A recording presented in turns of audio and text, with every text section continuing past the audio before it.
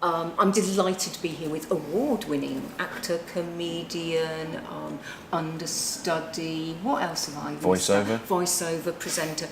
This is Peter Halpin. Peter, thank you for taking time out of your incredibly busy schedule. A pleasure. To chat with me. You're understudying at the moment. Not only are you understudying, you're actually having to go on tonight and perform. I am, yes. How much notice did you get of having to go on stage? Well, this time around, I was given about 24 hours notice, which... Luxury. Yeah, it is, compared to last week when I went on, and it was a matter of hours. It was a real last-minute decision. I'm about to go for the understudy run. That was cancelled in favour of me having to go on as a different character to the one I was going to be in the understudy. How many roles are you understudying? 17. Nothing. 17. 17. A lot of them are quite small, but... it doesn't matter, surely. It's a heck of a task, but it's brilliant. There's the challenge and gives you more chance to be able to actually get on. Okay, I guess so. But then, how big is the cast if you're understudying 17 characters? There's not every... I think almost every... Yeah, I think every actor has at least 2 roles that they have. Right. So if one of them falls ill, then I will have more than one role, which is what's coming up tonight. So yes, I'm on tonight. Oh, I was just going to say, we ought to say what it is that you're performing in. Written by the fabulous Alan Ayckbourn and Yes. directed by. Yes.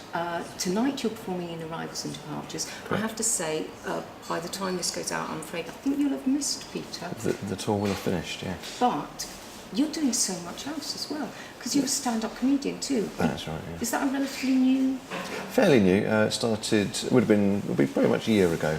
I started out in the Red Nose Day competition, Stand Up If You Dare. And yeah, it was sort of something that I'd been putting off doing for a little while. I thought, well, is it just because I'm a bit funny amongst friends? I don't know. Gave it a shot, and it's gone brilliantly. It's fantastic, and I do really enjoy it. You're quite a one-liner Oh, yes. comedian. Yes. It's a style of voice like Tim Vine, Milton Jones, yeah, people like that. Yeah, it's just silliness, and it's what stand-up comedy was years ago. Right. It was just silly jokes, and obviously it's gone through all sorts of different changes. And I've gone back to I was going to say back to square one. Makes it sound bad. Back to basics. You're a baby then? Yeah. The baby on stage is very funny. Just doing jokes. Yes, and that must tie in quite nicely with some of the web series that you perform into. Yeah. But I'm confused. Isn't one of them a web series but has also been on stage? Was Threesome? Yes, Threesome started as a theatre show. Had 2 runs. I was not in the first run of it. I was in the second one. And the web series takes off the back of that. So it's a year after the play finishes. The web series continues thereafter. And your character in that is not like you. He's not a lot like me, no. He looks remarkably like He looks a lot like me, strangely enough. No, Paul,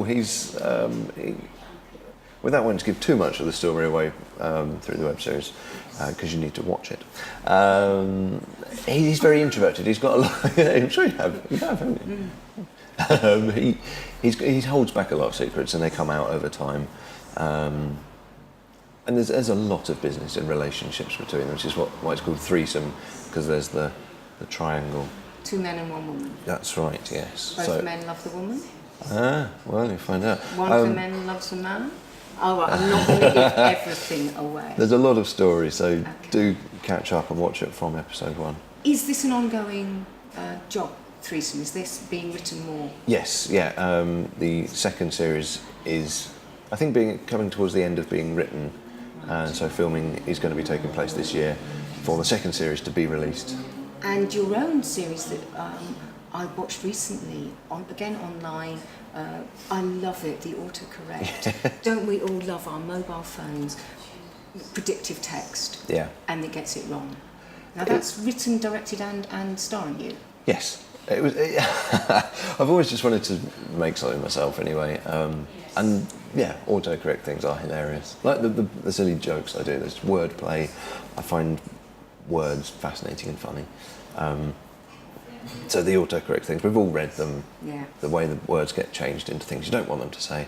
So yeah, I just made up this silly little video. If you YouTube the autocorrect, You'll find it. Can you stop plugging yourself, Peter? I know he's Sorry. the award-winning Peter, and I ought to say that actually we were in a bar in the Oxford Playhouse before Peter's due to go on stage.